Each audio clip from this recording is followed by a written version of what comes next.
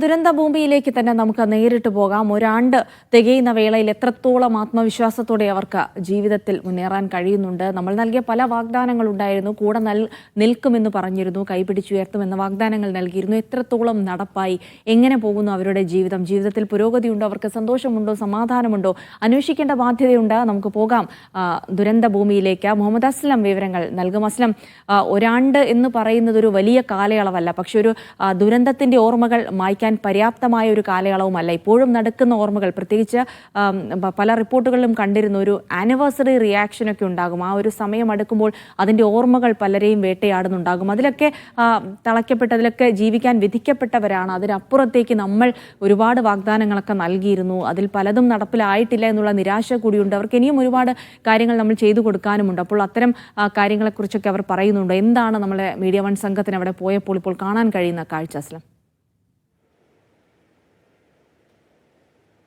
ജിൽസി, നമ്മൾ നിൽക്കുന്നത് ചൂരൽമലയിലെ ബെയിലി പാലം, ഒന്ന് തകർന്നു പോയ പാലത്തിന് പകരമായി പട്ടാളം നിർമ്മിച്ച ബെയിലി പാലത്തിലാണ് നമ്മളിന്നുള്ളത്. ഇവിടെ നിൽക്കുമ്പോൾ കഴിഞ്ഞ വർഷം ജൂലൈ 30-ന് രാവിലെ എത്തിയ ഓർമ്മകൾ തന്നെയാണ് നമ്മുടെ മനസ്സിലേക്ക് വരുന്നത്. ആദ്യം ഒരുപക്ഷെ കോഴിക്കോട് നിന്ന് ജയ്സൽ ബാബുവിനൊപ്പം ഞങ്ങൾ എത്തുമ്പോൾ ഇവിടെ കോഴിക്കോട് നിന്ന് പുറത്തുനിന്ന്, വയനാട്ടിൽ നിന്നല്ലാണ്ട് പുറത്തുനിന്ന് എത്തിയ ആദ്യ മാധ്യമ സംഘമായിരുന്നു നമ്മുടേത്. നമ്മൾ കാണുന്നത് ഈ പാലമൊക്കെ പൊളിഞ്ഞു പോയിരിക്കുന്നു എന്ന് മാത്രമല്ല, ചൂരൽമല ടൗൺ, നമ്മൾ നേരത്തെ കണ്ട ചൂരൽമല ടൗൺ തന്നെ മുട്ടിന് മുകളിലേക്ക് ചെളിയായി നിൽക്കുന്ന അവസ്ഥ. നമുക്ക് ആർക്കും എവിടെയാണ് കാല് വെക്കേണ്ടതെന്നും പോലും അറിയാത്തൊരവസ്ഥ. അവിടെ നിന്ന് എങ്ങനെയൊക്കെയോ കാല് വെച്ച് നമ്മൾ വെള്ളാമല സ്കൂളിൻ്റെ അടുത്തേക്ക് വന്നപ്പോൾ നമ്മൾ കാണുന്നത് ഓരോ മൃതദേഹങ്ങളായിട്ട് എടുത്തുകൊണ്ടിരിക്കുന്ന കുട്ടികളെയും മുതിർന്നവരുടെയൊക്കെ മൃതദേഹങ്ങളോ അല്ലെങ്കിൽ മൃതദേഹങ്ങളുടെ ഭാഗങ്ങളോ വലിച്ചൂരി എടുക്കുന്ന വളരെ വേദനാജനകമായി നമുക്ക് കണ്ടു നിൽക്കാൻ കഴിയാത്ത തരത്തിലുള്ള ആ ദൃശ്യങ്ങളിലേക്കാണ് ശരിക്കും ഞാനും ജെയ്സലും കടന്നു വന്നത്.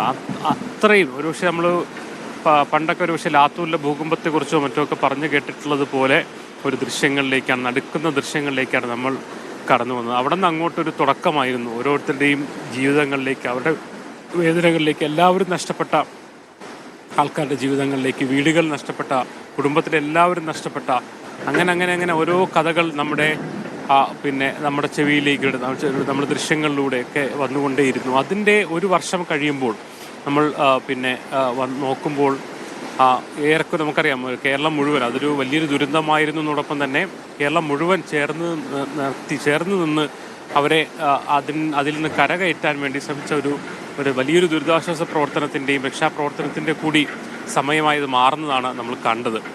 ആ ഘട്ടത്തിൽ നമുക്ക് കേരളത്തിനെ ഹാറ്റ്സ് ഓഫ് കേരളം എന്ന് തന്നെ പറയാൻ കഴിയുന്ന രീതിയിൽ സർക്കാരെന്നോ രാഷ്ട്രീയ പാർട്ടികളെന്നോ സന്നദ്ധ സംഘടനകളെന്നോ ഒന്നും വ്യത്യാസമില്ലാത്ത രീതിയിലേക്ക് വലിയ തോതിൽ ആളുകൾ ഇറങ്ങി ഈ ദുരിതബാധിതർക്കൊപ്പം പിടിച്ചു നിർത്താൻ, അവരെ രക്ഷപ്പെടുത്താൻ, മൃതദേഹങ്ങൾ കണ്ടുപിടിക്കാൻ, രക്ഷപ്പെട്ടവരെ രക്ഷാ കേന്ദ്രങ്ങളിലേക്ക് മാറ്റാൻ, അവർക്ക് ഭക്ഷണം കൊടുക്കാൻ, അവർക്ക് താൽക്കാലികമായ സംവിധാനങ്ങൾ ഒരുക്കാൻ, എല്ലാം സർക്കാരാണെങ്കിലും മറ്റെല്ലാ സംവിധാനങ്ങളാണെങ്കിൽ തന്നെയും വളരെ കൃത്യമായി തന്നെ ആ സമയത്ത് ഉണർന്ന് പ്രവർത്തിച്ചു. പക്ഷേ ഒരു വർഷത്തിനിപ്പുറം നമ്മൾ നോക്കുമ്പോൾ അതിൻ്റെ ആ ഒരു വേഗത ശരിക്കും മുഴുവൻ സർക്കാർ സംവിധാനമാണെങ്കിലും മറ്റ് രാഷ്ട്രീയ പാർട്ടികളാണെങ്കിലൊക്കെ തന്നെ എല്ലാവരുടെയും കാര്യത്തിൽ അത്രയും ഒരു വേഗത വന്നില്ല എന്ന് വേണം കരുതാൻ. നമ്മോടൊപ്പം ഷബീർ അന്ന് തന്നെ ആ ഘട്ടത്തിൽ റിപ്പോർട്ടിംഗ് ഉണ്ടായിരുന്ന ഷബീറും മഹേഷ് പോലരും കൂടെയുണ്ട്. ഷബീർ, വീണ്ടും ഈ ബെയിലി പാലത്തിലേക്ക് വരുമ്പോൾ, ഈ ചൂരൽമലയിലേക്ക് വരുമ്പോൾ പെട്ടെന്ന് ഷബീറിൻ്റെ മനസ്സിലേക്ക് വരുന്ന ചിന്ത ഏതാണ്? ശരി, അന്ന് വന്ന് കണ്ട ഒരു കാഴ്ചയുള്ള ഇപ്പം നേരത്തെ അസ്ലമൊക്കെ പറഞ്ഞാൽ വരുന്ന മൊമെൻറ്റിൽ നമ്മൾ കാണുന്ന കാഴ്ച ഇങ്ങനെയല്ലായിരുന്നു. നമുക്കറിയാം, നമ്മുടെ ഈ ഒരു ഒപ്പം ചളി കാല് വെക്കാൻ പറ്റാത്ത സ്ഥിതി.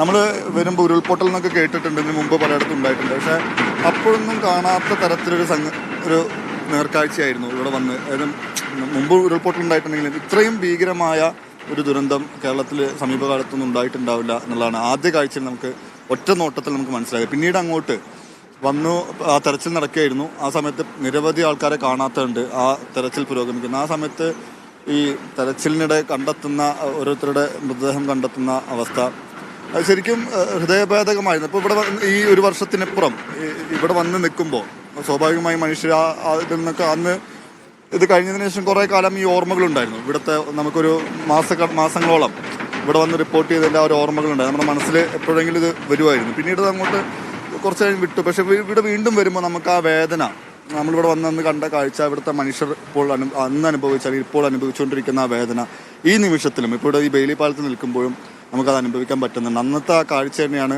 ഇവിടെ മാറ്റങ്ങൾ വന്നെങ്കിലും നമുക്ക് അന്നത്തെ ആ ഒരു ഭീകര ഒരു കാഴ്ചയാണ് ഇപ്പോഴും.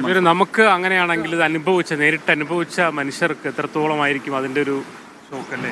തീർച്ചയായും നമ്മളിപ്പോൾ നേരത്തെ പറഞ്ഞതാണ്, അവിടെ ഹൃദയഭൂമി, അതായത് എല്ലാവരെയും ഒരുമിച്ച് അടക്കം ചെയ്ത ആ ഭൂമി, അവിടെ ആളുകൾ നോക്കി നിൽക്കുകയാണ്. നമ്മൾ ഇങ്ങോട്ട് വരുന്ന സമയത്ത് ഈ നാട്ടുകാരായിട്ടുള്ള ആളുകൾ നോക്കിക്കുകയാണ്. അപ്പോൾ നമ്മൾ സംസാരിച്ചു. അപ്പോൾ അവരൊക്കെ പറഞ്ഞ അവരുടെ കൂടെ തോട്ടത്തിൽ ജോലി ചെയ്തിരുന്ന ആൾക്കാർ, കൂടെ പഠിച്ചിരുന്നവർ, അല്ലാതെ തന്നെ വ്യക്തിബന്ധം ഉണ്ടായിരുന്ന ആളുകൾ, അവരൊക്കെ മൺമറഞ്ഞു പോയി. പെട്ടെന്നൊരു ദിവസം മൺമറഞ്ഞു പോയി. അത്രയും തൊട്ടു തലേന്ന് അല്ലെങ്കിൽ അന്ന് വൈകിട്ടോ അല്ലെങ്കിൽ അപകടം ഉണ്ടാകുന്നതിന് തൊട്ട് മുമ്പോ പരസ്പരം ബന്ധപ്പെട്ടിരുന്ന ആൾക്കാരാണ് പെട്ടെന്നൊരു നാൾ ഒലിച്ചു പോകുന്നു. കുറേ നാൾ തെരഞ്ഞതിന് ശേഷം അവരുടെ മൃതദേഹം ആരുടേതാണെന്ന് പോലും അറിയാത്ത മൃതദേഹങ്ങൾ കണ്ടെത്തുന്നു ഇവിടെ ഉണ്ട്. അപ്പം ആ നിലയ്ക്ക് വലിയ വേദന ഈ നാട്ടുകാർക്കുണ്ട്. ഒപ്പം തന്നെ ഈ ബാക്കിയായവർ, ഈ ദുരന്തത്തിൽ ജീവൻ നഷ്ടമായവരുടെ, ഉറ്റവരെ നഷ്ടമായവരുടെ, അവരിൽ നിന്ന് ബാക്കിയായവർ ഇവിടെ ഉണ്ടാവാത്തത് കൊണ്ട് മാത്രം.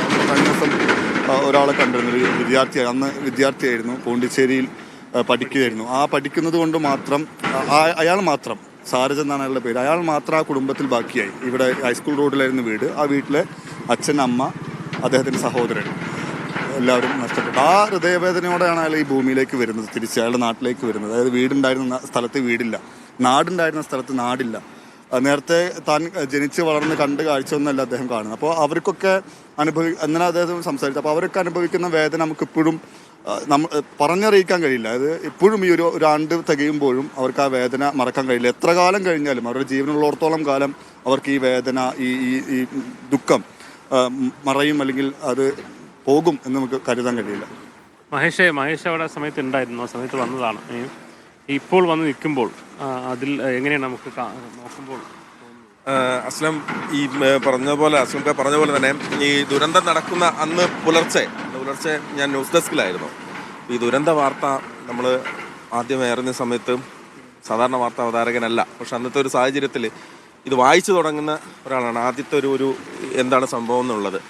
അതിനുശേഷം ഇങ്ങോട്ട് വന്നിറങ്ങിയ സമയത്ത് നേരത്തെ ഷബീർ പറഞ്ഞതുപോലെ ആ വഴിയാണ് ഞങ്ങൾ ക്രോസ് ചെയ്ത് പോകുന്നത്. കാല് വെക്കുന്നിടത്ത് കിണറാണോ എന്താണെന്നൊന്നും അറിയാത്തൊരു സാഹചര്യമാണ്. പക്ഷേ ആ സിറ്റുവേഷൻ നമ്മൾ മനസ്സിലേക്ക് എടുത്തങ്ങ് ഇതാണ് അവസ്ഥ എന്ന് യാഥാർത്ഥ്യം ഉൾക്കൊണ്ടു. അപ്പോൾ നമ്മുടെ വശത്തൂടെയൊക്കെ കുട്ടികളുടെ മൃതദേഹങ്ങൾ കൊണ്ടുപോകുന്നുണ്ട്, തിരിച്ചറിയാത്ത ആളുകളെ, പരിക്കേറ്റവരെ കൊണ്ടുപോകുന്നുണ്ട്.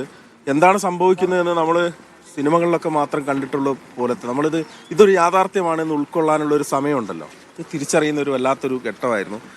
വല്ലാത്ത ഒരു സങ്കടം തോന്നുന്നൊരു കാരണം ഇവിടെയൊക്കെ ഇടക്ക് പുല്ലൊക്കെ മുളച്ചിട്ടുണ്ടെങ്കിലും ഈ സ്ഥലത്തിനൊരു മാറ്റം. അസ്ലം ഞാൻ ഇവിടെ ഒരു മരം കണ്ട, ഈ ഒരു ആൽമരം, ഇതിനപ്പുറത്തൊരു വാഗമരം, ഈ രണ്ട് മരങ്ങൾ നമ്മൾ അന്ന് പറഞ്ഞൊരു കാര്യം, ഈ രണ്ട് മരങ്ങളാണ് ഇവരെ ശരിക്കും ഒരു അടയാളമായിട്ടുണ്ടായിരുന്നത്.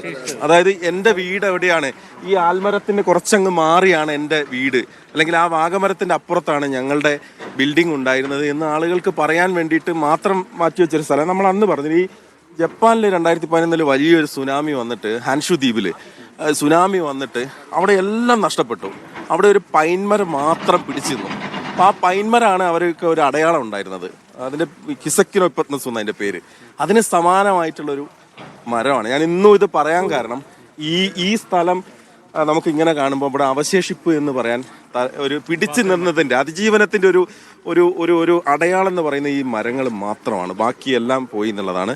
എന്തായാലും ഇവിടെ വലിയ ആളുകളെ നിരന്തരം കണ്ടിരുന്നു. വന്നതിന് ശേഷവും അവർക്ക് ആ മുറിവ് മാറിയിട്ടില്ല. അസ്ലം ഒരു തരത്തിലും അവരുടെ മുറിവ് മാറിയിട്ടില്ല. അവർക്ക് എന്നല്ല, നമ്മളന്ന് റിപ്പോർട്ടിംഗ് ടീമിലുണ്ടായിരുന്നു, നമ്മളെ സംബന്ധിച്ചിടത്തോളം വിഷമം അങ്ങോട്ട് വിട്ടു മാറുന്നില്ല.